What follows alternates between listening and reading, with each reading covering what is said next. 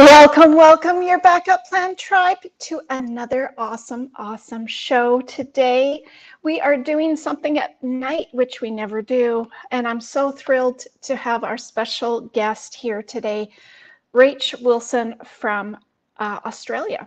And so I'd like to be there right now. I don't know about you guys, but I would. My name is Tina again. I am talking TABOO with Tina with Your Backup Plan app. And if you are new here, welcome to our show. We are brought to you by Your Backup Plan, and we focus on real, raw conversations with our listeners about the guest's journey from a life-changing event in their life. And this, for Rach, was definitely a life-changing event that happened in hers. And I know that parents around the globe will definitely get some tips and tricks from her. She has so much good information for either your relationship or just dealing with kids in general and the family dynamics.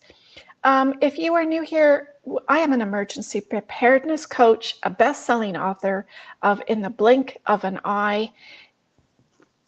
That's how fast things happen. Do you remember Jeannie? I Dream of Jeannie show, or in the click of your fingertips. That's how fast things can occur in your life. And I want you all to be better prepared, better to have an expectation, to have a plan in place, to have something that helps you, guide you through the process of recovery or whatever it might be. It might be insurance claims, it might be whatever it might be.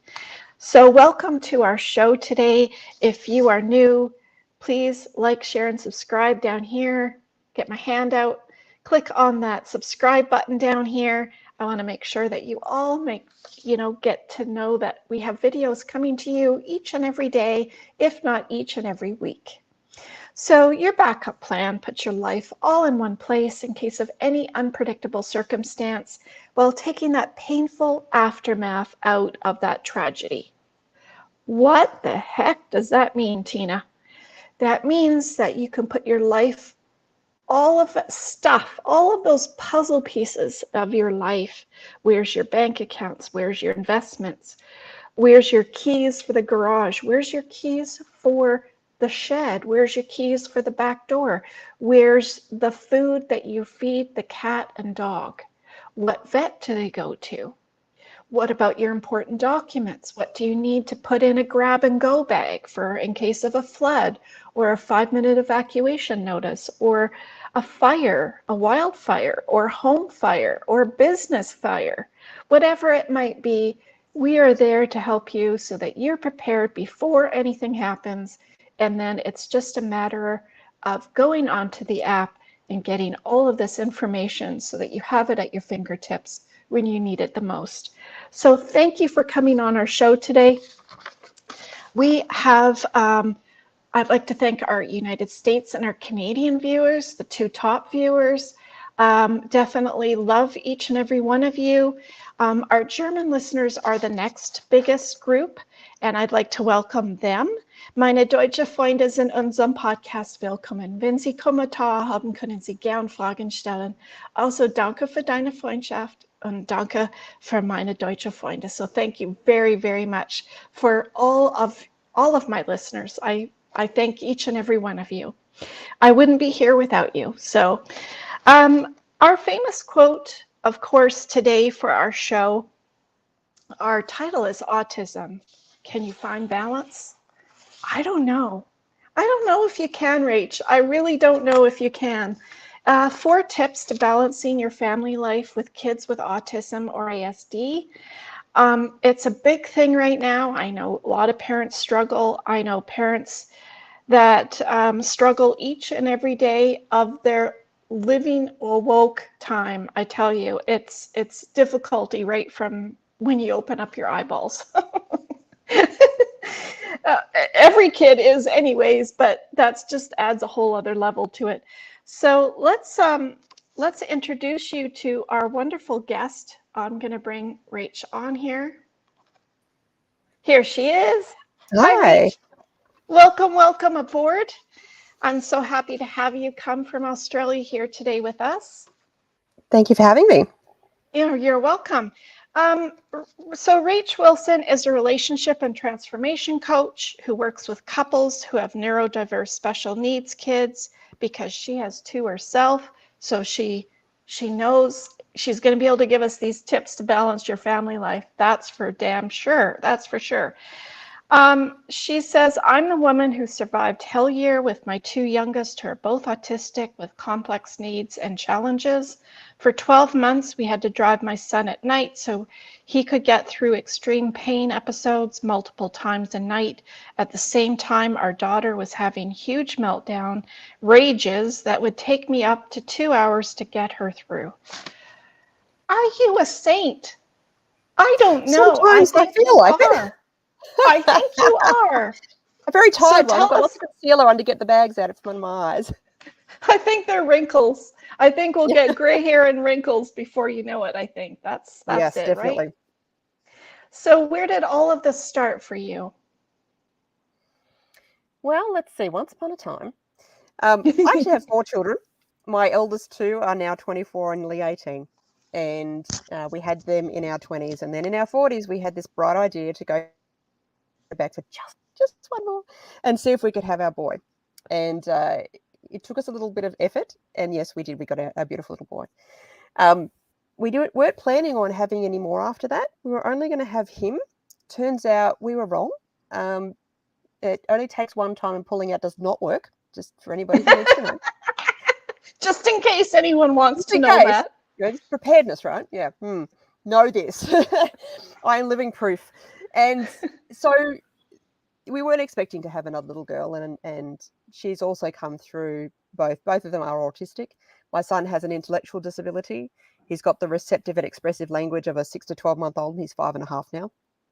He also has low muscle tone. He's completely nonverbal.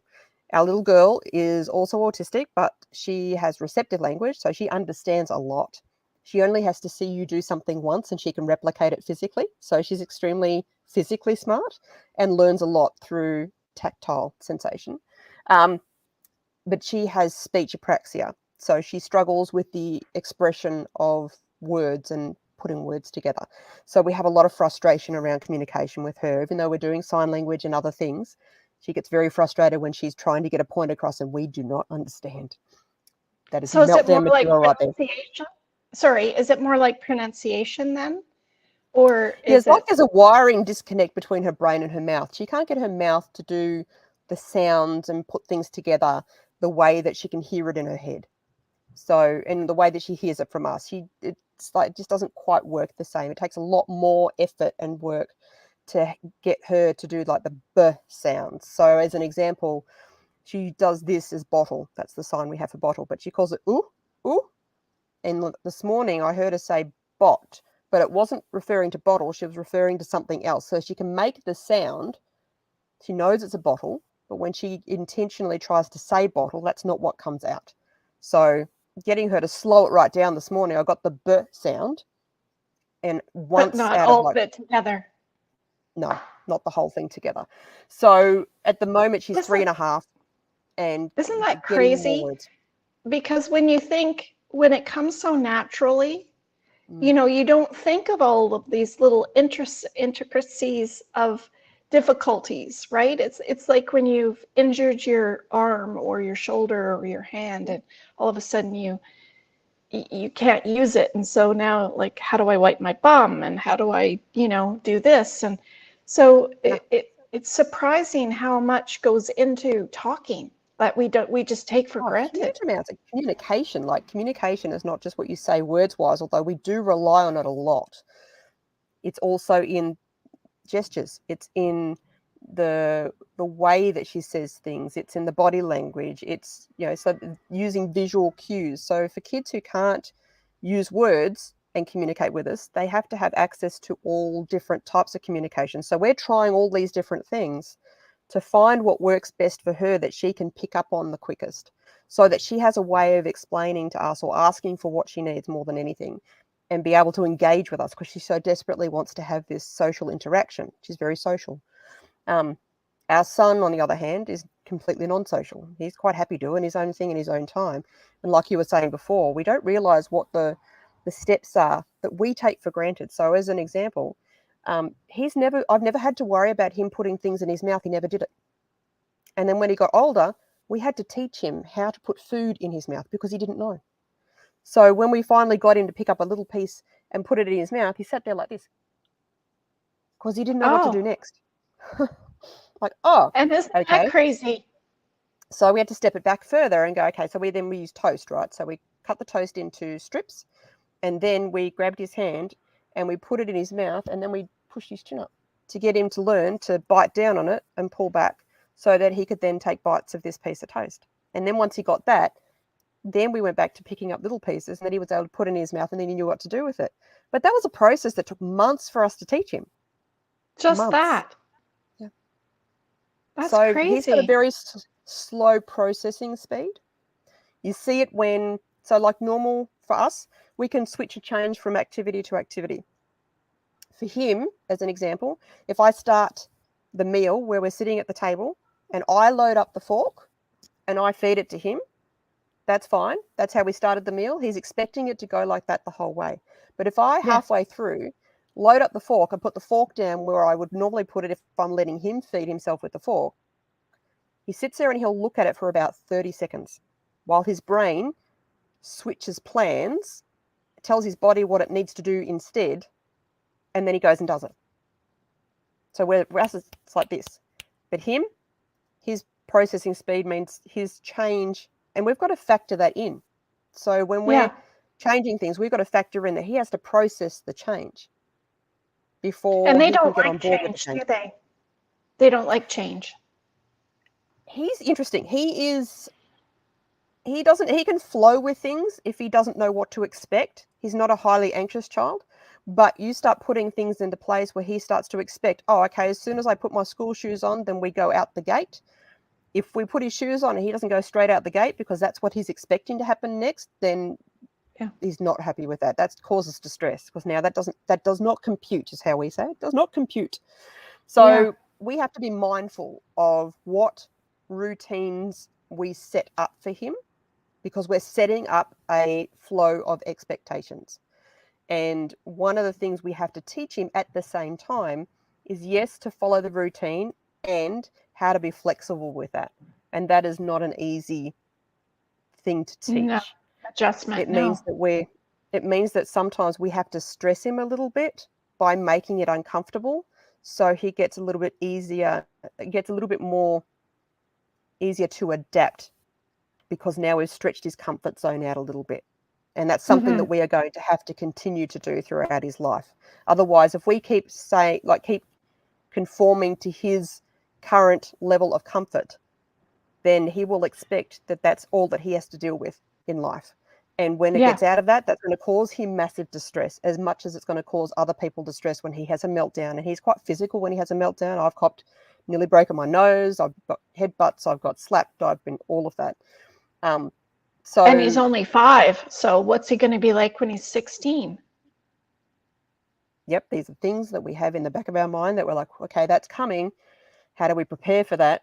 And prepare as much as we can. And what can we do between now and then to alleviate as much of that as possible? So as a special needs parent, neurodiverse parent, there is so much more that we are navigating in the now, navigating for the future, and preparing all the way along. Either, so they don't like change. So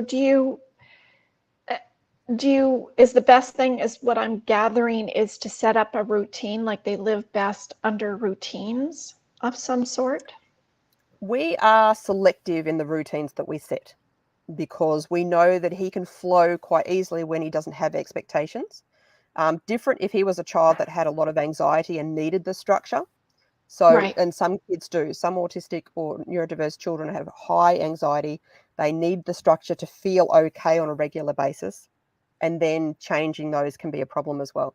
He doesn't need that to feel safe, But in order to help him with the things that he does have to do, then we do need to create a routine and a structure around that. So like going to school, there's a structure around that. When he gets to school, there's a structure around that.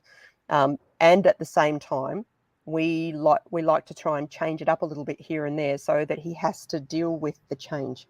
Only smaller changes, not big stuff. Although we know if we've got to make a big change, that we're going to have as many of his sensory toys and distractions and whatnot that will help alleviate some of that distress as quickly as possible. What about holidays then? How do people manage that? Because that's a huge routine change, right? You're sleeping in a different bed, you're traveling, you're eating differently. Yeah. You know, I don't want to say normal, but as a everyday kind of thing, you don't even think anything of it. Like, okay, let's just go grab a hamburger or whatever, right? Yeah. Basically, since we had the littles, we don't really holiday like that. We will holiday by going to my mum's, where I know it's a safe place, where I know we've got it set up for their safety as well as their comfort and our comfort. Everywhere else we've been, I've either taken one child with help or, there's been a way for us to have other people with us, because in a new environment, we have to make sure they're safe. Our little ones like to get out the doors. My little 3.5-year-old is a Houdini. She got out the other night. Just to add a little bit more to it, like you didn't need anything else, did you? Yeah, so, I mean, for us to go on the kind of holiday we used to go on with our other kids, it creates more stress than there is relaxation, so we don't do it. We just don't do it. That would be very stressful.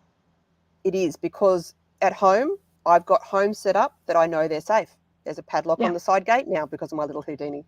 We've got the front door locked and the key somewhere she can't get to it. There is a baby gate, and as far as we know, she can't open it. But, I just don't know for sure. Our son will stay in the contained areas. So he's on the other side of the baby gate typically. And so I know that our house is safe. It is set up for them. They've got access to their room. They've got access to their sensory stuff. They're very familiar with our home. They know how to communicate when they want food and when they want something else. So home is, the least stressful environment for me to be in with my children. Mm-hmm. When I have to take them places, I already get anxious before I have to go, because I don't know if once we get to the car park, is he going to be okay? Will he walk with me? Because he doesn't tend to walk holding your hand. He's in his own space. We don't know his level of IQ, just to give perspective. He's got the receptive and expressive language of a 6 to 12-month-old, which means I can't direct him. I can't say, hey, Jackson, come here, we're going to go there. He will allow me to hold usually his wrist, sometimes his hand, and direct him where we want to go. But if he's in an environment that he's not sure of, he will want to be picked up, and he's 25 kilos, which is double that and a bit more of pounds. So 25, 50, probably about 70 pounds. Well, like a 5 or 6-year-old, I guess, for going to kindergarten, right? Whatever size that is. Pretty much. Yep. And he's got short little legs and he's a stocky little build. So when he wants to be picked up, I've got to hold all of that and walk as far as I need to walk. And if he's stressing out, which means first he puts his hands over his ears and then he bats at you. So that's when you get banged and hit and the head goes forward and back, and then he flops. So for me, that is a highly stressful experience, because not only am I trying to keep myself physically safe, I'm trying to keep him physically safe, and I'm trying to navigate through usually a lot of people and places that I need to go. Or I have to sit in a waiting room and he doesn't want to sit and wait. He doesn't do waiting very well at all. I have an iPad that he only gets at certain special circumstances. That helps because it keeps him distracted. But then he's a bit like a Coke addict. He then wants the iPad all the time, and he gets distracted at home. He starts looking for the iPad. Like, dude, you're not getting the iPad. So it has to, we have to go through his withdrawals after he has the iPad. But, so we have to think about these things before we even walk out the door. Okay, we're going to this environment. What have I got in my bag that's going to distract him, that's going to keep him calm? What can I do so I'm not getting in the firing line? And at the moment, we're trying to find a stroller or pram that's big enough for him while we wait to get NDIS funded, which is a disability funded stroller for him, right, which is just bigger. because any other stroller, his feet are on the ground. Yeah, because he's bigger now. He's a lot bigger. He's still in nappies. He's not toilet trained. He's nowhere near it and probably be in nappies for a while yet. But When anyway, do you so think when that would happen? don't know. What would you think? Couple years? I don't know. At least a couple of years. He has no concept. Like, he's not upset about poop falling out of his nappy and going down his leg. He just continues on with life as it is. So he's showing no signs of even being consciously aware that he's got a wet nappy, he's got a poopy nappy. Doesn't care. Yeah. So until we've got some kind of awareness that there's something down there that needs to be changed, I don't think we'll be even trying to push the point for a while yet. Right. But these are the things you've got to think about when you've got kids that are neurodiverse, special needs. Is what else do they need? It's not just as simple. I'm going to go to the shop. It's okay. Well, if I'm going to go to the shop and I'm going to take him, what else do I need to have? And I know I've got to make it a quick trip because it's too much for him for a long period of time. I know that I need to do it quickly. So as long as I keep moving, he's okay. But if I've got to stop and go to multiple stores, it's too much for him. So it's a lot of extra mental planning and preparedness, no matter where we go or what we're doing. I think it hurts my head just thinking about it. Yeah. Yeah. Honestly, So add to that I'm going through an assessment right now for ADHD. So my brain works at 1,000,000 miles an hour and it's trying not to forget everything. So oh dear. My computer and my phone are kind of a really good example of my brain. Did you know that the iPhone has a limit of 500 tabs open in Safari on it? No. Guess how I found But out. you found that out. Yeah. So when I had 500 on there, I had to look at how many I had open on my laptop at the time, and I had 3 different browsers with multiple windows. I had about 480-ish tabs open on my computer in total. So between the two of them, nearly 1,000 tabs open.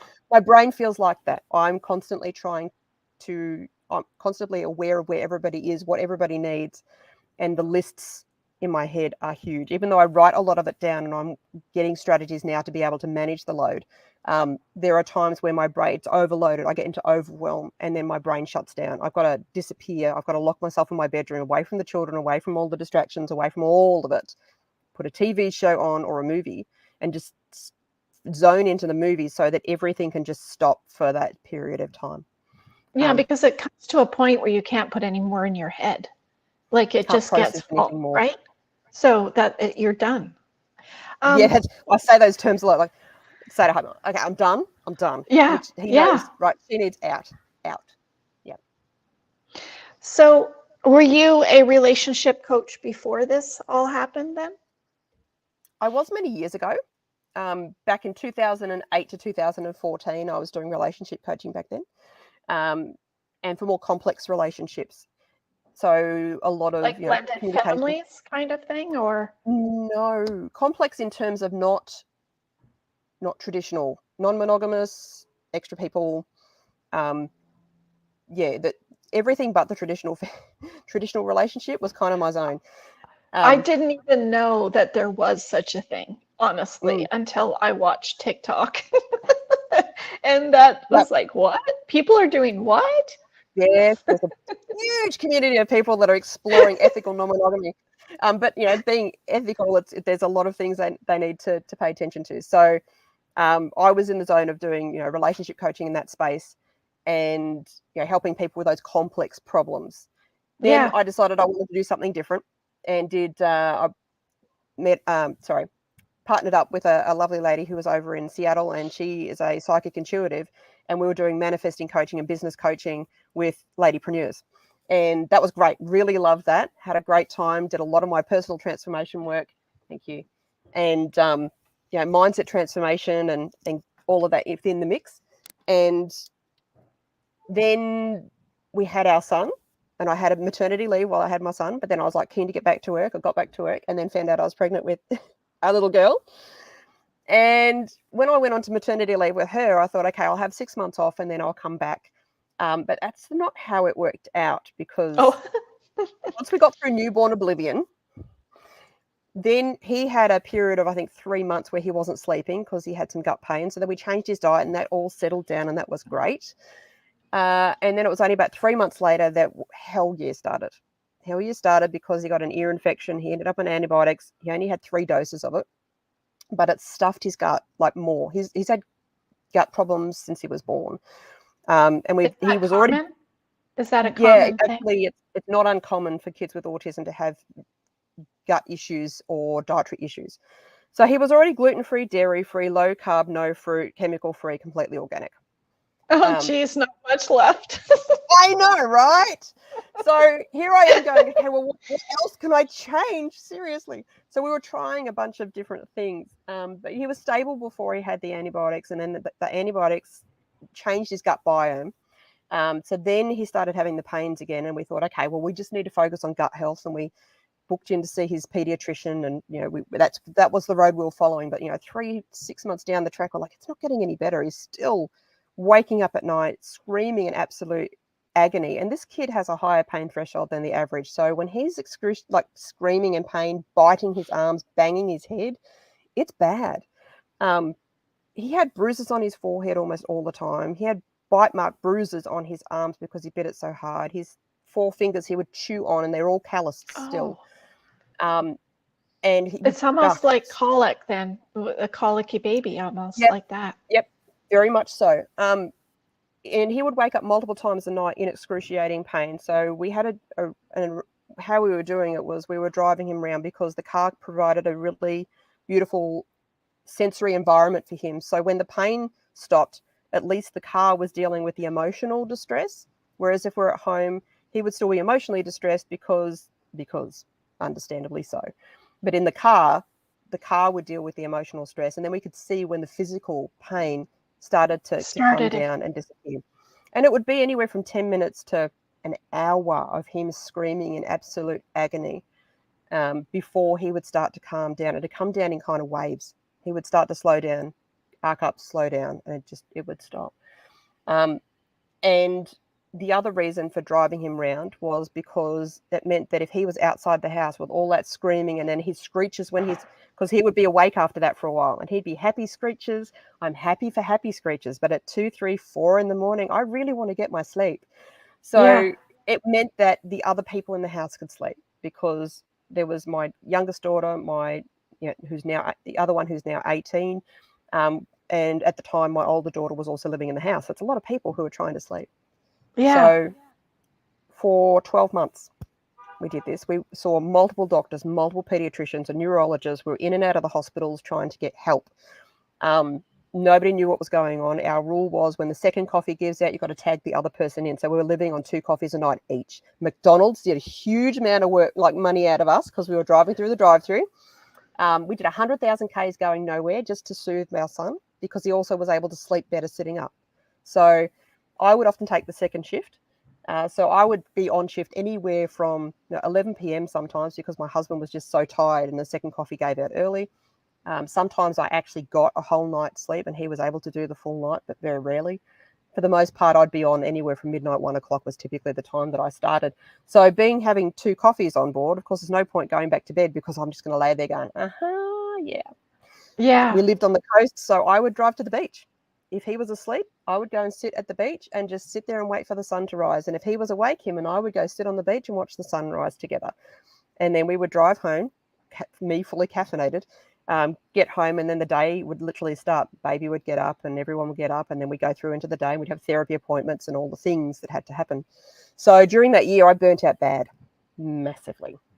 Yeah. My physical body struggled so badly that I was having issues like, I don't know if you've ever experienced this, when you get exhausted, you know how words disappear? Like the word just isn't there. You can describe the word. Your brain is full. Your brain is just full. It's not just full, but the physical body is so exhausted that the body is intelligent. It starts to shut things down to conserve energy so it can keep going. So what my brain was doing, my body was doing, was shutting down my brain. So I started to lose words, and this would happen anywhere as early in the day or later in the day. It was dependent on how exhausted I was. So first you lose words, but you can describe the word. So it'd be like, I can't think the word spoon, but I'd come out with, food shovel. Yeah, something. Yeah. And then I would lose complete sentences. Like it would just drop out. And then I lost the words didn't even enter into my brain. There was no words. There was nothing coming into my brain to come out my mouth. It just all disappeared. Then after that, I lost the ability to understand what other people were saying. So on my worst days, I'd be standing in the kitchen, tears streaming down my face because I'm beyond exhausted. And now I can't understand anything that anyone's saying, and I've got no words. There's nothing to say. So my husband, thankfully, would be able to see, oh, that's what's going on. And he would literally take me into the bedroom, go, right, go to bed, and organise for our teenager to take care of the baby, and just for us to, so I could get a chunk of maybe 4 or 5 hours sleep before I would be on shift to drive next. Right. I was also having dissociative episodes. And we did 12 months. I don't know how. And then for your relationship, like, what does even sex mean at this point? Because there isn't any. That's funny. Gee. There was no sex for years. No sex for years. And like date nights, date time just didn't exist. Even getting out for a coffee was once in a blue moon, because our life was consumed by taking care of our littles. He was still working full time. This was the first year of the pandemic. So for us, it was like, I don't care what's happening out there. Right now, we are dealing with our own crisis here that has us in Groundhog Day, and just getting through the moment. So what happened was we went into this massive survival mode. And I know other couples and parents have been through this, maybe not to this extreme, others maybe worse. But we were in such survival mode, apart from us both individually being beyond exhausted. You start to operate on what's the next thing I absolutely must do? And that's the only thing that you're paying attention to. So, okay, baby needs a butt changed. Okay, son needs food. Okay, better feed him. She needs a bottle. Oh, I should probably eat. I'll do that in a minute. So, you're literally just going from one next thing to the other. One, putting out one fire, putting out the next fire. You're not thinking about anything beyond that because you can't. You're also not thinking about the other person. So where in the beginning years when you first get together, you're thinking about them all the time. You send them a text message. You might be out buying something for yourself and you see something they might like, you buy it for them. You surprise them with things. You organise nights out. You do date nights, date weekends, lock yourself in for a weekend of sex. All of those things you do. When you're in survival mode, and this is like newborn oblivion similar, but in survival mode in the relationship where your time and energy is consumed by your children or the crisis that's in front of you. Or caregiving, I guess, would be similar too. Caregiving, absolutely the same. You even stop thinking about them. You start to not do the little things. And that they are, when it comes down to how do you get through this, it's the little things that get you through. You stop doing little things. And the little things are like driving in the car. I used to always put my hand on his knee. Well, when you're in survival mode, you may not even think to do that because you're so exhausted. You're just thinking about how exhausted you are. Or you walk past him in the kitchen, you pat him on the backside, or you give him a hug from behind, or even just put your hand on their shoulder. All of that stops. And you don't even think when you're standing in the same space to go, are you okay? How are you doing? Like knowing that you're both in this together, but the thoughts just don't enter into your mind. Your awareness is it's not beyond yourself. It's only on the people who you are caring for. And that's about it. That's all you've got capacity for. So for us, we were lucky in that our relationship was extremely strong before we got into Hell Yeah. Right. And even before we had Jackson. We've been together nearly 22 years now. Oh, we've been through so before? Yep. We've been through our daughter. We've been through going through the teenage years. We've been through school. We've been through multiple interstate moves and job losses and new jobs. And, we've been through all the typical stuff that couples go through. But this was some other kind of hell. And I was going to say, what blessing did you ask for in this journey that you got? And you got just not one, but two,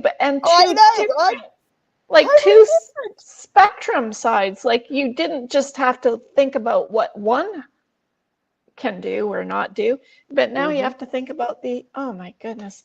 Yeah, honestly. So it's hard work. It really is hard work. And we had to have a few conversations, particularly through the last few months of that, because one of the things was for me on my side, I was He was operating as a zombie, understandably so. At the time, because I was so depleted and feeling so alone in all of it, I was fixated on, where is he? We're in the same house, but he's not even present. Where is he? And eventually, when I got a chance to talk to him and kind of offload, not my finest moment, but when you're exhausted, you're not your best version. So, we gave each other permission to not be our best versions in this. And, I basically cried, like, where are you? Why are you not here? And he said, well, where are you? I'm like, huh. Good point. So, but that gave us an opportunity to both say, look, I'm struggling. And he said, I'm struggling too. And I'm like, yeah, I know. And this is so freaking hard for both of us. And I miss our life. And, while I don't wish we didn't have our kids, I feel really down and depressed about this. And he said the same thing. Yeah. He said, okay, well, what can we do? Was one of my questions. And I've always done it. What can we do? Like, what do you need right now that would just give you enough to keep going? And he said, I just need some physical touch, like just a random hug here and there. He said, I know sex is just not happening.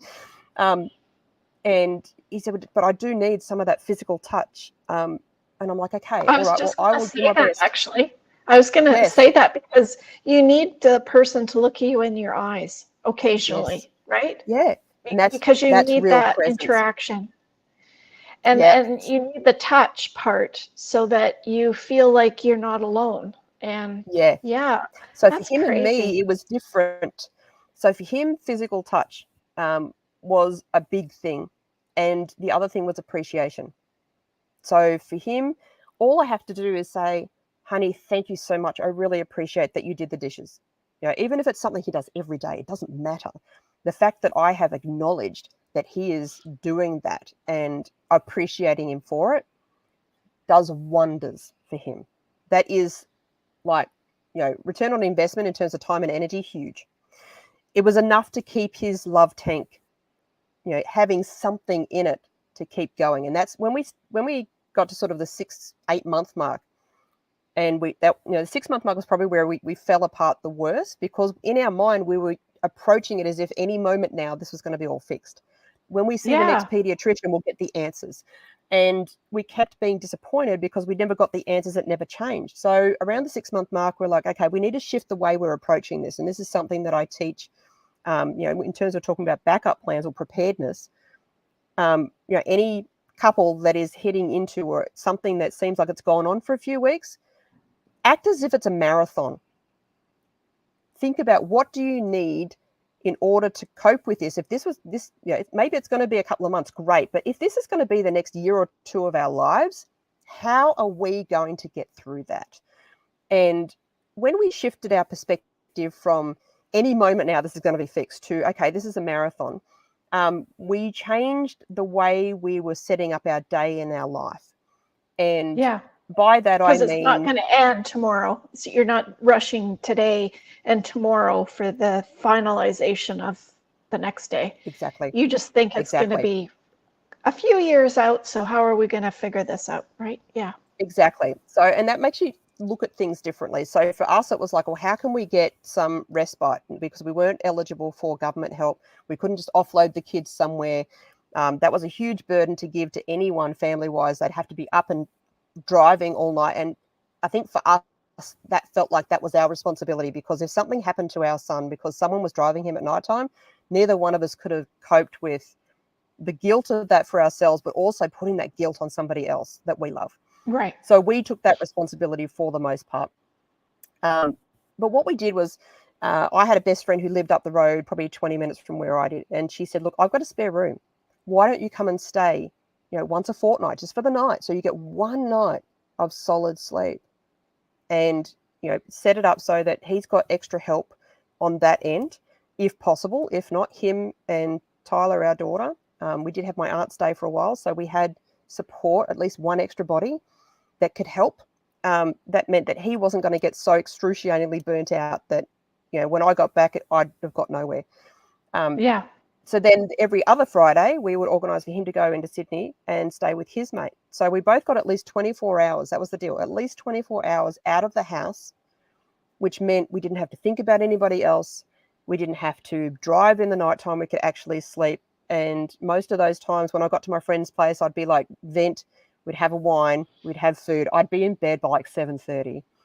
And I would sleep all night and wake up late in the morning. Like, when I say late, because I was so used to getting up at 2 in the morning and being up till dawn, late for me was like 7 a.m. So, that's still 10, 11, 12 hours sleep. Yeah. And then I would relax for that morning. I wouldn't have to think about anybody and I didn't have to do anything. And that was kind of the best part about it. I didn't have to deal with anything else in front of me. But I also knew that when I stepped inside the house, that my husband was going to need some time out. So I came prepared to take over, at least for a few hours, so that he could just go get some downtime, and then we would get back into the mix together in the evening.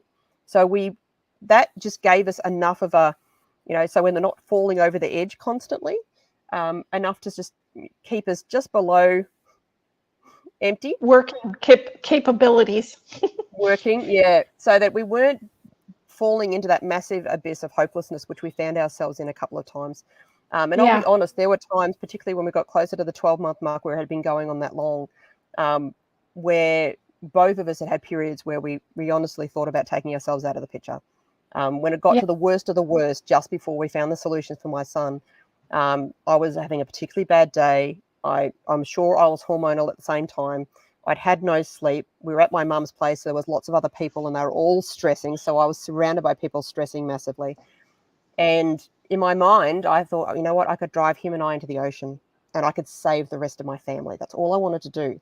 It's interesting what happens in the way the mind views things when it's so depleted and things feel so dark and grim. And I was going to say, there was probably some of those mornings when you woke up and said, do I really have to go back? Can I just like stay here? Yeah, absolutely. Totally honest. Hand on my heart. Yes. Like, I just give me 6 months. I'll come back in 6 months. I just need 6 months to rest. I really do. And that's what it feels like. You feel like you could sleep for 6 months, but it still wouldn't be enough. But, I would never do that to my family because I knew that the load of it, and I couldn't do that to carry my husband. So, but we'd have those conversations, and we gave each other permission to remind each other to say, hey, I really need a hug, rather than being over here and resentful because he's not coming over to hug me. They're not doing it. Yeah. Because we're in survival mode. He has no awareness of me. So if I need something or want something, I just have to go, honey, I need a hug. And he will give me a hug, and vice versa. And because up to that point, you just did it naturally. We used to do it always naturally. And in this situation, we'd all stop doing it naturally. And coming from here looking now, it's like, why has he stopped doing that? Does he not love me anymore? Where is he going?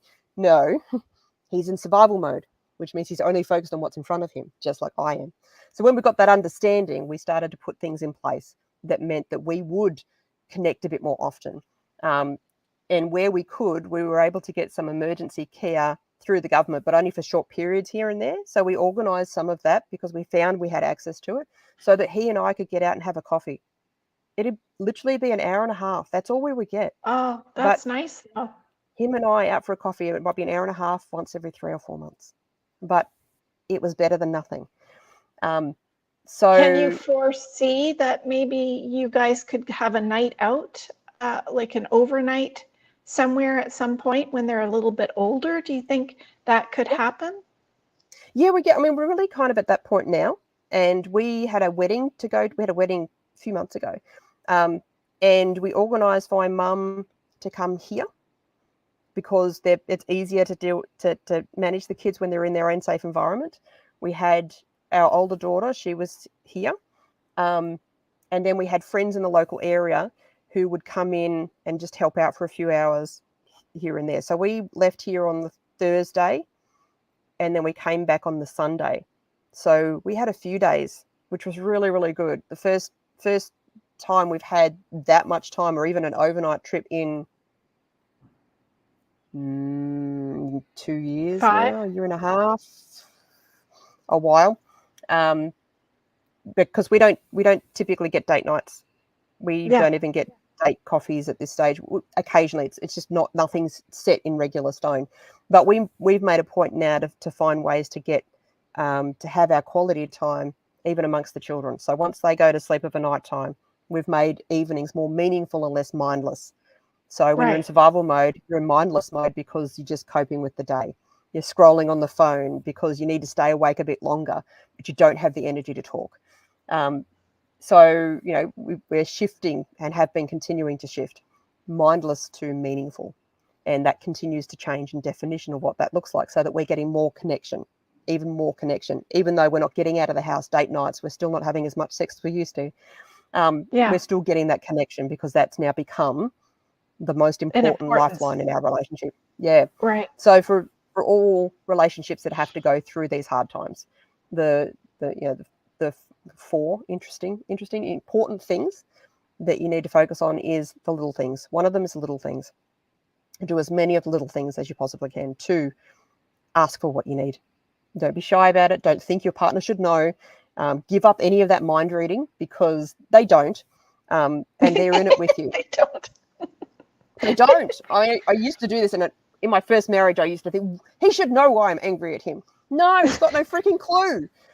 So, you know, so just assume that they don't know. They cannot read your mind, and you can't read theirs either. Ask for what you want. And also checking in. How are you going? Like, what do you need? Those are the 2 most potent questions that you can ask someone, your partner, to check. Like, sometimes we are so in the zone of survival, we're not even thinking about our own needs, and we just don't even think to ask for them. So when someone comes up to you and go, are you okay? Like, are you doing all right? No, I'm not. May not ever say that out loud, or you won't offer that information unless you asked. And then it's like, well, what do you need? Actually, I just need a nap. Can I just get 20 minutes? Like, or I need to get out of this freaking house before I kill somebody. Whatever it happens to be. So if you can be checking in on your partner, it's like I always say, you know, your partner is your teammate. Like, think about it. You're doing this as a team. Check in on your teammate. Are they doing okay? If you can see that they're not, see what they need. Are you okay? What do you need? How can I help you right now? Knowing that often one person's got more capacity than the other at certain times. So does you'll have your one. mate have to do the same thing back to you, though? Not necessarily at the same time. No, but yeah, I mean, it's a team. It goes both ways. It has to go both ways. So it's, you know, both of you check in on the other. How are you doing? Like, no, giving each other, and this is another one, giving each other permission to fall apart. Number 3. And that means being real.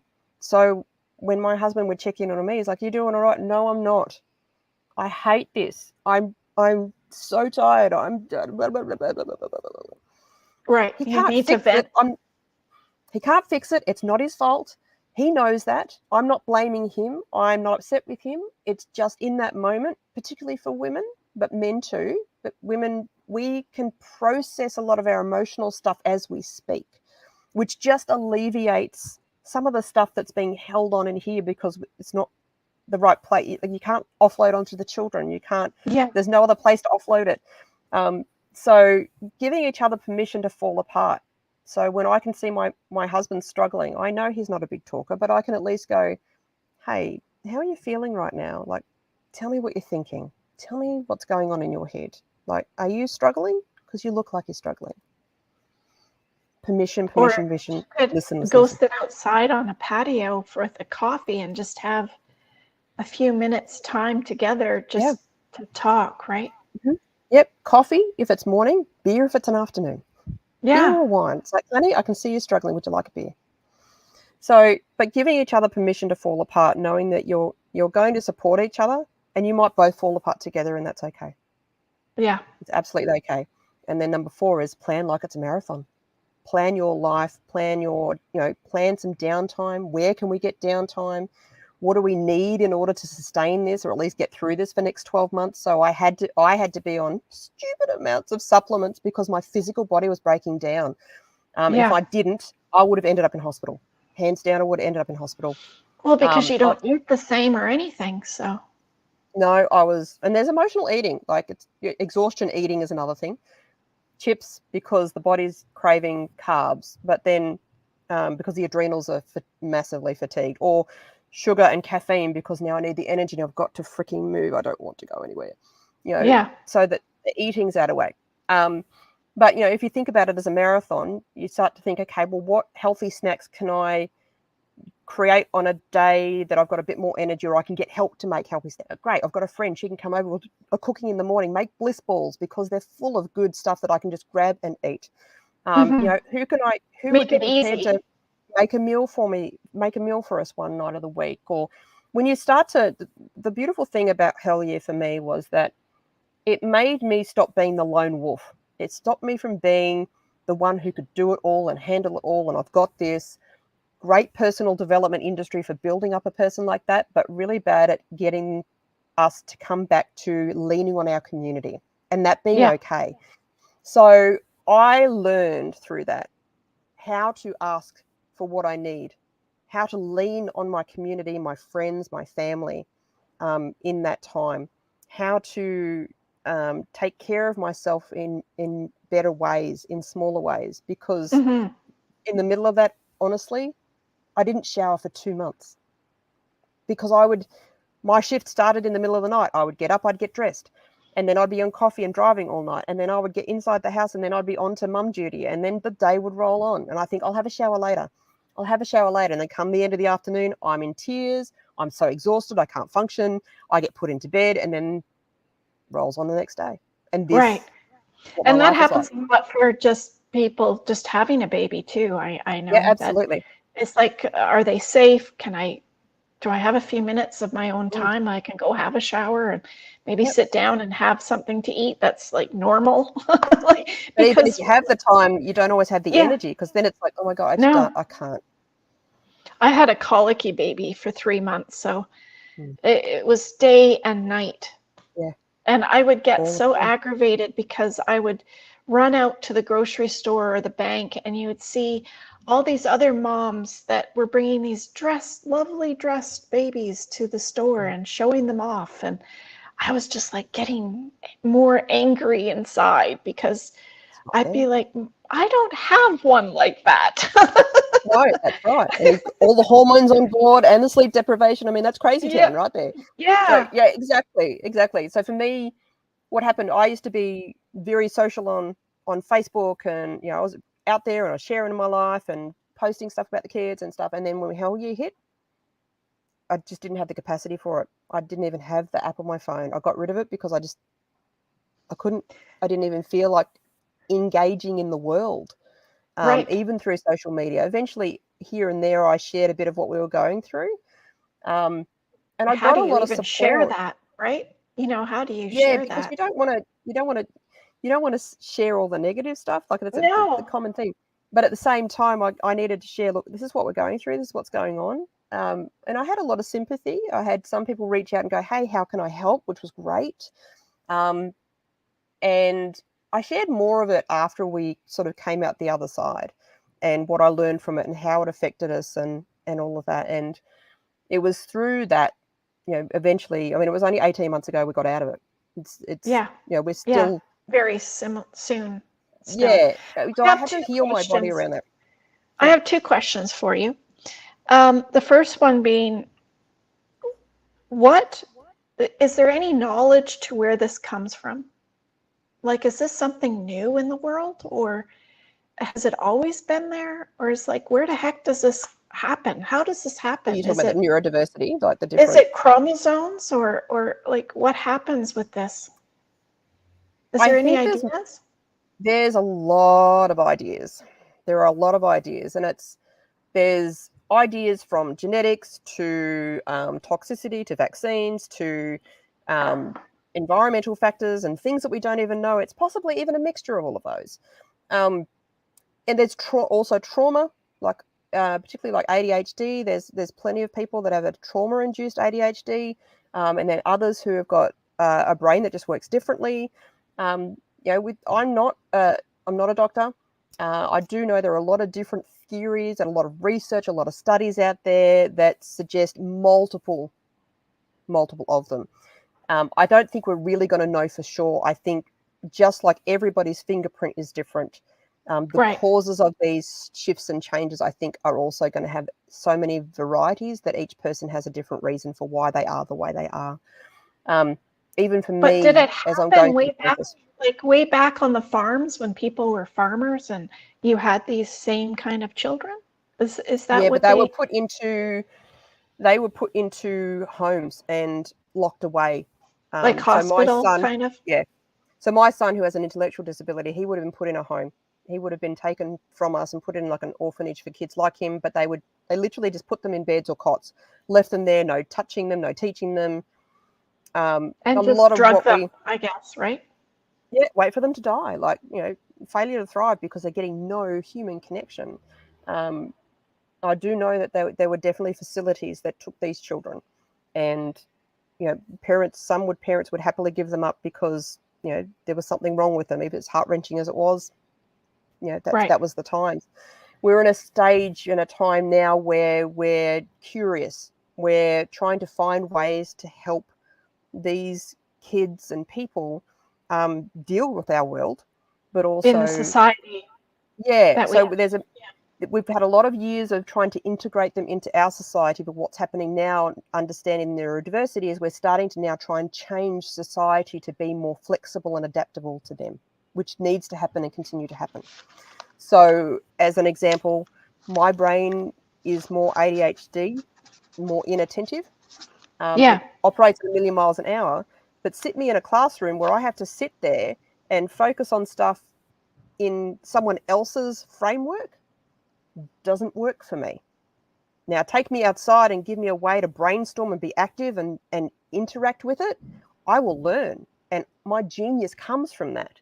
So our setup, our education system, the way that we set up work systems, like you have to come in, you be at the office, you be here for these hours. People who have neurodiverse brains don't operate like that. In fact, they operate better when they're in their own comfy space where they don't have too much sound. They don't have too many lights for those who've got sensory stuff. They do their best work when they can do what they call hyperfocus, where they might sit down and hyperfocus for 16 hours to do this one part of, like, get this project done. But then they need to crash for the next week. Whereas a typical work environment is set up like our typical school, doesn't give the flexibility to work with people's innate energy cycles and their innate genius and how to get the best out of them. And that is changing. Right. And I think COVID actually was a blessing in that way, that we've got a lot more opportunity to work from home. So those who are neurodiverse, that have sensory issues or and struggle in a regular world, Environment, can now work remotely and do in an environment that is conducive to getting the best out of them, and lower the stress and lower the anxiety around doing their best work. So we're in transition, but more education needs to be had around what is this individual's needs. We don't even need to go into religion, neurodiversity, gender, I think we just need to, as a society, go, what is this individual's needs? What do they need in terms of what is their genius? How can we create an environment that allows them to tap into that genius so the world can be not rewarded, but benefit. Thank you, that's the word. Benefit from that. How can we set up work environments that hire people for their genius and then adapt to their needs? School the same. We could probably have 50 different styles of school that match the multiple styles of how kids learn. So we've got a long way to go as a society, but things are changing. We're getting more awareness, and the conversations are starting to happen about, okay, what do you need? How can I help you? How can I get the most out of you? I know for me as an entrepreneur, as I bring on my team, that's exactly the conversation I'll be having. Won't find out what their genius is, but what their struggles are. What are their weaknesses that I can adapt around? What are their strengths that I can benefit from, and how can we utilize those? So, and I know we talked about planning a little bit, because you have to plan. I mean, just to get sleep and to have a regular day. But there's something very important that's missing, of course, right? Is the family conversations around what happens if Rach all of a sudden goes to the grocery store and doesn't come home. What does she do with her business? What does she do with her occupation, like her career? Like, is she going to get recovered and come home? How is that going to look? What income wise, it also, and also what happens if your kids lost both of you, even Yeah. just one of you? How does that look? And what would you do in that case? And just to find the time to get sleep and be able to look at each other in your eyes, like where the heck do you find time to do any sort of backup planning of any sort? Because Yeah. you're too involved in life to even be able to think of that. So And it is part is of the there a conversation. suggestion? Yeah. Yeah. It has to be part of the conversation at some point somewhere, and sooner than later. We've already started to have that discussion. We haven't completed the discussion. We haven't put things into place. And I've loved that we've been able to connect, and I found out about the backup plan because I will be getting that. Well, anything to make life easier, right? Like that. Oh, That's what. absolutely. Absolutely. So for our son, we've already talked about, how we would like it to be. We definitely don't want our other kids to be, and I Put hate in to say that it this way, position, but burdened right? Yeah. by Yeah. having to become a carer for him. Our intention is to set him up to make sure he has he's living in a group or a care facility that is set up for adults like him, Right. so that he's happy. And because what are we now? 46. We're 46, and he's only 5.5. So, as we get into our 70s, we're not going to be physically able to manage him. No. And so sooner than later, so as he gets into his adult life, we will, I don't want to wait until we no longer can care for him. I want him to be starting to get into his life, whatever that independence looks like for him when he's sort of 18 to 20, start, preparing him for that space. Because for a couple of reasons, and touch wood, we don't go before then, but we'll have a plan B there. Yeah.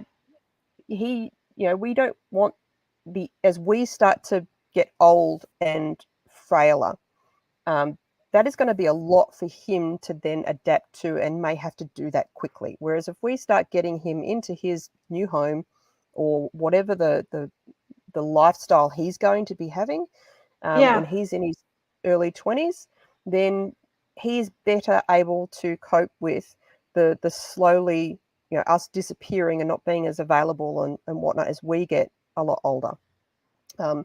But knowing that we want to have, he will always be near family will always be around him. But we want all of our children to be independent and have their own lives, which means not having to be a carer if at all possible. Right. So that is Because something we have I was just thinking, plan. even if it wasn't an accident, if it was just in a 5-minute evacuation notice, because Australia has wildfires too. Yeah. I mean, that would be a huge burden to your family to have to grab things and have 5 minutes to get out. It's hard enough with a regular family. Like, I want to say regular, it's not really regular, but just a family itself, if it's hard enough to run out the door, grab things. Yeah. Like, it would turn your world upside down and spin it around a few times. Like, I can't even imagine. You're not sleeping. They wouldn't be sleeping in the same place, and you're escaping somewhere. And what do you grab? And what are they going to need at your fingertips? Like, that's crazy. Yeah. Yeah. And it'd be the bare essentials. And for Jackson, the iPad is a bare essential because it helps him cope. He's got Chewies. So we've got all of that stuff that's really highly accessible. If we needed to grab it in 5 minutes, we could grab the nappy bag, grab the Chewies, grab his iPad, his water bottle, out the door. Everything else we can deal with. But if I can at least grab those things and help him, the rest we can do. But if you had a grab and go bag ready from your backup plan, that would make it a lot easier, because then you could grab that and grab their bag, like have it set up in the garage or whatever to grab your bags. Yeah, and grab the iPad. I don't know. I just can't imagine what you're going through. It is what it is. And people tell me that all the time, like, oh, how do you cope? And it's like, well, we just do. I mean, anything that life throws at us, we always find a way to get to the other side. It doesn't mean we don't get to the other side battered and bruised and feeling very sorry for ourselves and probably extremely depleted and need a glass of wine. But it's the other thing to remember is that once the emergency is over, so for us, once Hell You finished, once we got the solutions for both of our kids, Right. She's no That longer helped. raging. He's now sleeping. So then we had to go into recovery. And that meant physical recovery, emotional recovery, mental recovery. Like Spiritual people who live our recovery. lifestyle, people who live our lifestyle, it's very common for us to have this thing called CPSD. So it's like, CPTSD. And it's complex PTSD, because we have these basically ongoing mini traumas. So every time Right. my son was banging his head and sitting in the back of my car, screaming and hurting himself, or every time I got to take him into hospital and I have to hold him down and fight with him for them to look at him. I have to deal with the last couple of times we've been in hospital, there's been 5 nurses on him and he's screaming to try and get away from whatever they're trying to do to him. Usually cannulas. One time they put a mask on his face to try and sedate him, to get blood and put a gastric tube down his thing. He went into fight. He had 5 nurses and me holding him down, and he's screaming at the top of his lungs to get free. Yeah. I couldn't cope. After 45 minutes, they sent me out and had somebody else. I had to sit outside and listen to him scream for another 30 for them to Oh, get that that hurts stuff your into him. heart right there, doesn't it? Massive. So that is ongoing trauma. So every time I know I've got to go to a hospital or a doctor's visit that is outside this house instead of the home doctor coming, that anxiety kicks up every time, because I Yeah. know I'm likely to get punched, kicked, hit. He's going to go into massive distress. Last time he walked out with a blood nose because he hit himself so hard. And these are things that we have to deal with. So when we came out of Hell Year, I had to do a lot of my own therapy. Like, I've got a lot of tools and I can do a lot of this work, but I needed to reach out to other people who had those tools, because I was not in a Right. position to use those on myself. I needed help. So I did a lot of healing, a lot of mental health stuff. Started to get some physical health, a lot of supplements and things to get my body back to baseline. Even Yeah. then, I fall into burnout on and off pretty easily still. We also had to change our patterning. So while we were in survival mode, we had a survival pattern that was serving us during that time. Once that was gone, we had to then reconnect as a couple. We had to Yeah. reignite that awareness around him and with each other, to With each other remember instead. to have awareness of the other person and check in. Hey, are you doing okay? How are you doing? Hey, shall we chat? Let's have a coffee. So we had to rebuild and come back to each other, and that is a continuing process. And then on top of that, we started to then rebuild as a family. So now it's like, okay, well, we've got the resilience and we've got the energy. Let's go to the park. We know it's going to be a little bit stressful, but hey, let's do that and let's cope as Yeah. long as we can and see what else is possible. Now that's a possibility. So, use the marathon method to get through survival, but then know when the reason for that survival is gone, you then have to go into recovery and rebuild on every level. And then you can get back to thriving. It's the only way to get there. And Right. that's a necessary step. Otherwise, you just won't. You'll stay in a survival pattern, and the relationship will only just survive, but it'll slowly die over time. Well, of course. In any relationship. Agreed. Doesn't matter, right? Mm-hmm. I could talk about this forever. Honestly, your story is. I'm taking a deep breath because I'm doing it for you. I'm doing okay, I promise. Doing a lot better now. I have my know you days. are. You should have seen me yesterday. Today's good. Well, especially for an hour escape. This is an escape for you. Yeah. This is out of your normal. So I know that you appreciate it. And I know you would appreciate the sleep too, but it's nice to have that difference of your routine in some adult version, right? So Yeah. I I had to feel come for back to you. work. It took me a Yeah. while, but I had to come back. Once I had the energy to come back, and I sort of said to the God and the universe, like, okay, so I knew the entire way through Hell Year that I was experiencing it for a reason. It's one thing that kept me going. It's like, hey, I Yeah. know this is happening for a reason. I don't know what it is right now. And God, I'm pissed at you. But it will make sense at some point. And as I came through that, and I started to get, I all had to these get, I had to get back to lessons, it. right? Yep. I'm like, Why? yeah, why, damn it? But it made sense. So when I started to sort of be open to coming back to work, because I needed something other than being mum. Yeah. And relationships was the first thing that came up. And I'm like, okay, yeah, I would like to go back to doing that, and work with couples who've got kids.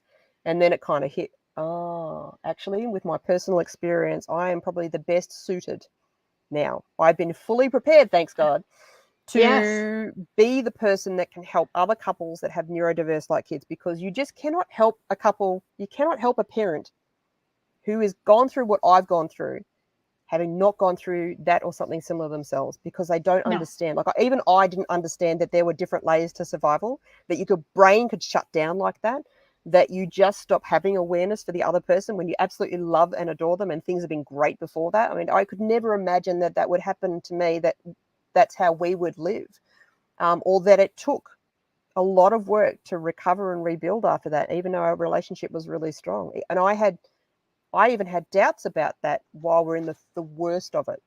Weirdly, my brain said, I don't blame him if he would want to leave because this is too hard. Now, it wasn't. Well, look at how many that do. I mean, And that's absolutely the case. The divorce and breakup rate for couples like us, the statistics range from 90% to 50%, but either way, they are a lot higher than the average. very and high. The reason is often because the relationship has cracks and gaps before it gets into having kids. Once you have kids, there's a certain pressure that comes from having kids, and things are not the same as they were. So if you've got any areas of your relationship that are not healthy and mature, they are going to come up when you have kids, and they are amplified 10 times, maybe 100 times when you have kids that have special needs and neurodiversity that bring in extra challenges that require more of you. So it's no surprise that so many relationships fall apart.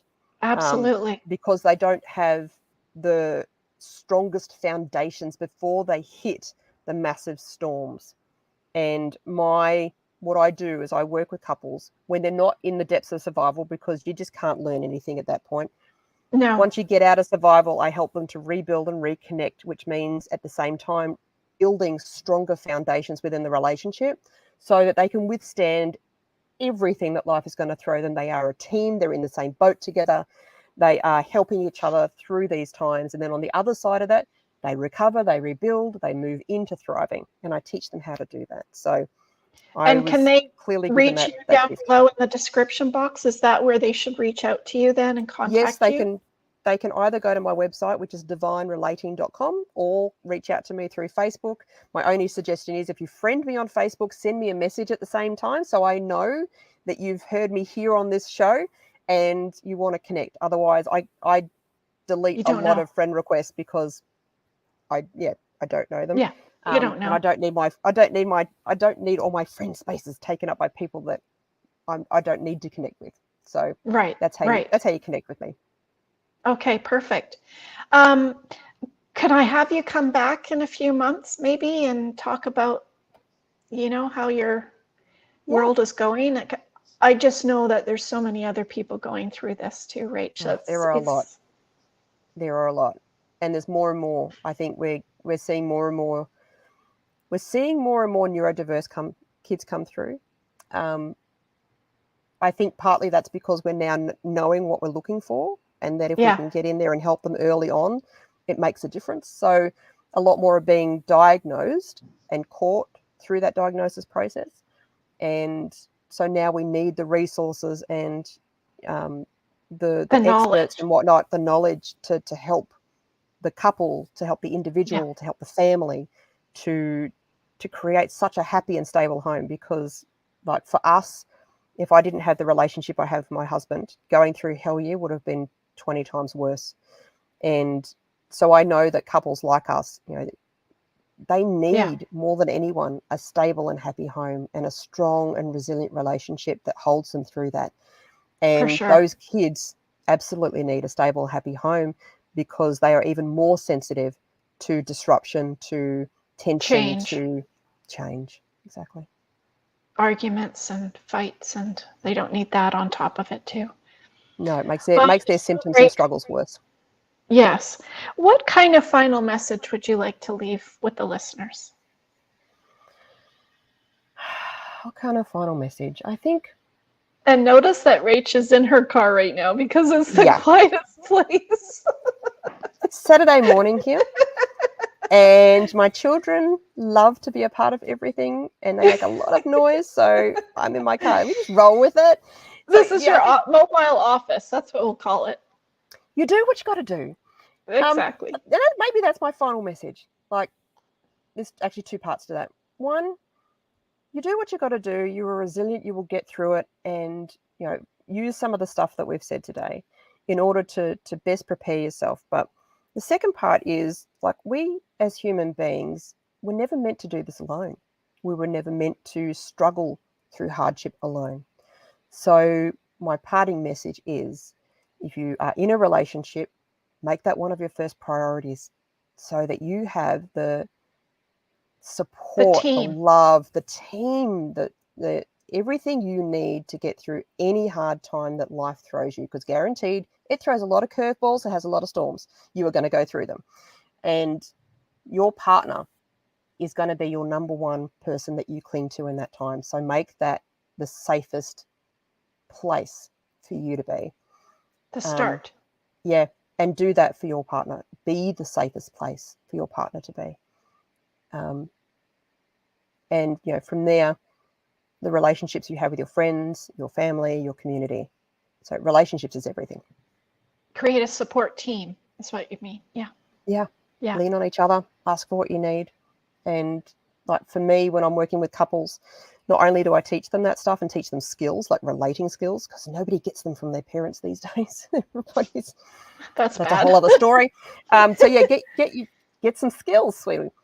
And then it's work on your own stuff. Like our emotional baggage, which impacts our mindset, which triggers us to react and be not our best person, impacts so much of that. So take responsibility for it, do the healing work, seek out the experts that can help you, because that'll dissolve so much of the relationship struggle just doing that alone. Right. Because it's very funny, isn't it, how trauma brings up all of the stuff that you've pushed down in yourself. And not even pushed down, but just forgotten. Your subconscious knows about it. And you know it because when you get triggered, the emotion comes up first. And that's not about remembering the trauma, it's reliving it. So the beautiful thing about relationships is relationships are designed to trigger that stuff. Your partner is going to be the one who can get right in there and dig that knife in so deep. In fact, family are really good for that. But that's the purpose of them, right? So they dig that, but you've got to have an awareness that goes, oh, okay, whatever they're digging into, that is a wound that's in me and something that I need to look at. So I call it, your partner's going to poke the bear. It's like, poke, poke, poke. Come on, bring it out. So whatever your stuff is a puzzle piece matched to your partner's stuff. So when you've got someone who's overbearing, you'll have someone who won't speak up. When you've got someone who is overly emotional, you have someone who's shut down.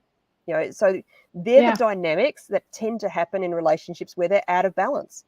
And the key is knowing what's out of balance, why it's out of balance, and bringing it back into balance so you can have these amazing, healthy, happy, mature relationships. So think about this. When something comes up and we're human, we feel the feels. But if you could go to your partner and say, honey, when you said that thing or did that thing, I felt XYZ, and the story in my head was that you just don't love me anymore. You're not paying attention, da, da, da, da, da. And what I really need right now is for you to tell me that you love me, or to tell me that I'm wrong about my story. Right. And then for him to go, oh, honey, that's not what I meant. What was happening here was this, which is why it looked like I wasn't paying attention, but actually this is what was going on. And I love you. I'm so sorry that you felt that way. Give me a hug. End of thing. Right. Quickly, easily, with complete love, compassion, no blowing up, no major upsets, no needing to scream, no needing to cry, no needing to slam the door or threaten to leave. So, I mean, it can be as simple as that. My mom used to say, I'm going to put my shingle out. That's what she used to say. And as a kid, I had no idea what that meant. I knew it had something to do with her finding somewhere else to go. But as a child, I kept thinking, what the heck is this shingle? What does that mean? Oh, that's funny. That one. But yeah. So I would love to see more people have these mature relationships where they can sit down and discuss stuff as it comes up, not bottle Right. it away, not explode over it, not have to control each other, not have to manipulate in any way, shape, or form. Or, you know, there's so Right. much that we as humans do as a result of our own trauma, not knowing. Yes. And Absolutely. there's just so much education and so much that needs to happen in the relationship and ownership, like personal responsibility and trauma space. It's starting to come out more now, but we really need to be teaching this stuff and helping adults and children through all of this stuff from a young Yes. age. Unfortunately, we've got a lot of parents who are trauma affected, which means they've got unhealthy behavior patterns and relating patterns, and they're shut down, or they're, all that stuff, are bringing up children with the same patterns and giving them extra trauma that then they either rebel against or they model. It's one of the two. So, this is what's been happening. It's been a cycle that's been going on for a long time, but we're in a space now for the first time in our entire history where a lot more people are having these conversations about trauma, what trauma looks like, how it affects us, how we behave coming from trauma, what we can do about it, all these different healing modalities. More, I mean, I've been learning about relationships for a long time, but I've also found some amazing teachers that teach different stuff. And I'm like, wow, I mean, this stuff should be taught in schools.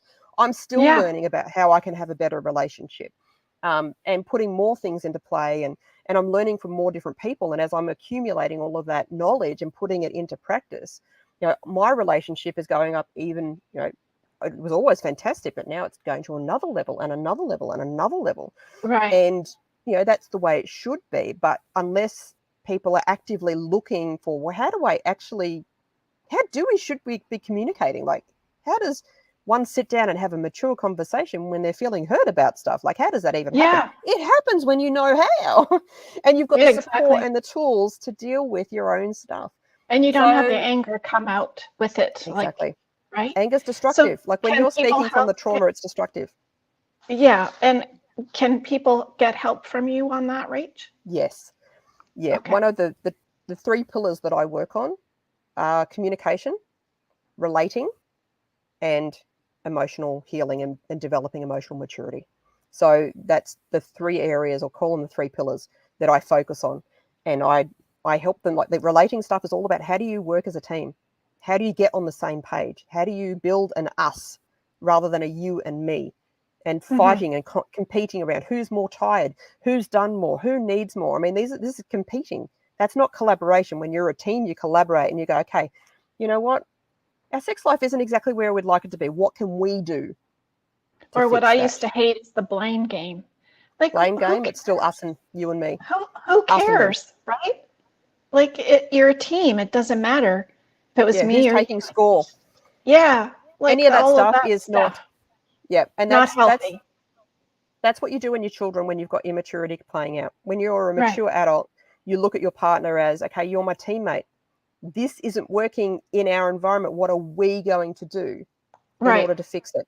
Because you didn't blame them, you didn't blame you. It's like none of that. Yeah. Every relationship takes 2. Wonderful. Everything that bonds a relationship takes 2. Everything that destroys a relationship takes 2. When I start to work with couples, and one of them, as an example, one cheats and the other one is destroyed by that. Okay, but let's get back to, why did they cheat? Very rarely is it just for the fun of it. It's often because this one's shut down. There's no connection. There's no sex. There's no talking about it. Shut down. There's no love. In a moment of weakness, went and got that somewhere else. Okay, that is just a big shiny red flag that says there's a real big problem here. So let's deal with the problem here. Now, if you're crisis mode, now we can see there's a big problem here because nobody was willing to deal with it before that. Now we can do something. So, see, that's why the universe has put you into this position, Rach. They said, you have all the tools to manage this. You've got this. You've got all of your, you've got it. You might not think you do. I think because also I've got, with having an ADHD brain, I see things, like I'm so open-minded, right? I absorb a lot of information, but I distill it down to the pieces that I really need and what works. But when I'm listening to two people and they're telling me about the other person, I can hear the subtext. I can go, oh, okay, I know They why you really meant behave that this. way. And I know why you're reacting like this because of that part that they're doing, which is triggering this. And I can see the whole matrix of how their dynamic is playing out. They can't because they're in the fishbowl, but on the outside of the fishbowl, I can see it all.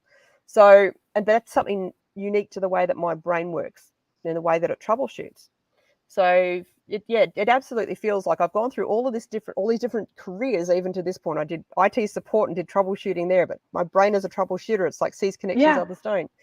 But very much the human side. So then I went life coaching, and then I did, all the different modalities that I've learned in healing and emotional healing and mindset transformation and all of that.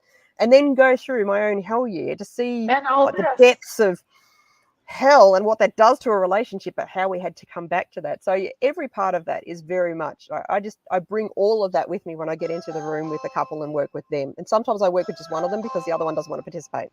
But we that's get there. awesome. That's awesome. Well, I think I'll have you come back because we could really talk about all of this stuff. And I know it's helping so many people. So thank you for coming out today with and helping others understand and heal, hopefully, and give them some tips to how to navigate around this. So thank you for taking the time in your mobile office and giving us some help. It's crazy. I don't know how you do it, but you are really good at it. Thank goodness. Thank you very much. Thank you for having me on today. Oh, you're welcome. So I'll have Rach come back to our show, I know, in a couple months, maybe when it suits her busy schedule, and we can make it work again, because I know there's so much more to talk about around this subject. So many people are suffering, and I know you feel it, and I definitely feel it with having just a busy lifestyle and how hard it is, for sure. So everybody take a moment and subscribe to our channel if you already haven't, and I get my hand out and click on that subscribe button down there, because that's what helps us put it out there to more people, definitely. So stay tuned to our podcast and live streams. I have great conversations with some of the most accomplished and interesting people like Rach here in the world today. I think you'll be entertained and informed, and I hope we've inspired you and motivated you to start thinking about, having a plan, whether it's amongst your family and what that looks like for a year, or what do I do? What if? Like that's what I want you to start thinking about. What if? Nobody's Superman, nobody's Supergirl, but expect the unexpected. Thank you to all our listeners. And we're on all podcast platforms: YouTube, Instagram, LinkedIn, Twitter, TikTok, and Facebook group. We have a VIP group with like-minded people that want to ask questions and talk about things that worked for them. It's a lovely group. And thank you for taking and sharing your time with all of us. And thank you, Rach, for coming on and being such a beautiful, wonderful guest like you are. Thank you. I truly appreciate it. And I always end our show with Carol Burnett. I guess you probably remember who Carol Burnett is. Oh, the name rings a bell, but you'll have to look. She's a comedian. She was a comedian that had her Carol Burnett show. So I always end with Carol Burnett. I'm so glad we had this time together just to have a laugh or sing a song. Seems we just get started, and before you know it, just like this show, comes the time we have to say so long. So long, everybody. I really appreciated each and every one of you. Be kind, be safe, and expect the unexpected. Sending out lots of love. Bye for now.